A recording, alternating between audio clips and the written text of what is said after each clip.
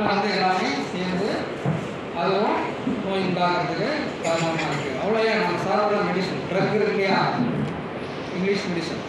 நீங்கள் சின்ன சாதாரண கருத்துக்கு யாருக்கெல்லாம் டோன்ட்டா என்ன இது வந்து சரியாயிடும். அப்படி கிடையாது.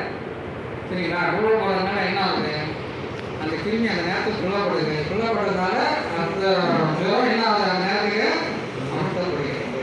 சரியாகுதுன்னா கிடையாது, சப்ரேஷன் தான் நடக்குது இங்கே. ஓகேங்களா?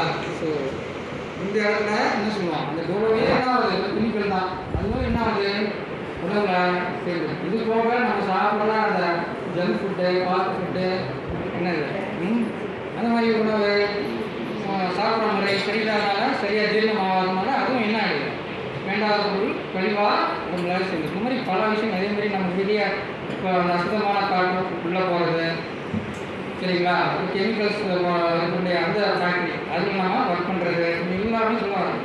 அவ்வளோ உள்ள யார் கிராமத்துலேருந்து வரீங்க, நம்ம உடம்பு எவ்வளோ நச்சுத்தன்மையோடு இருக்குது அப்படிங்கிறத அந்த கிராமத்தில் நம்ம சொல்லுவாங்க.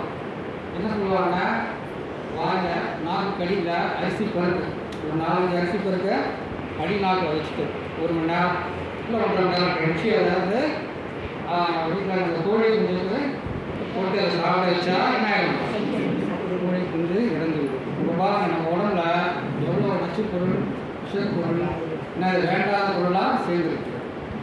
ஸோ நான் கடவுளுக்கு நன்றி சொல்கிறதே இருக்கு.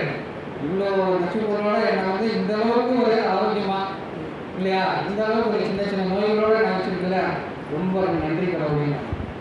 சரிங்களா? ஸோ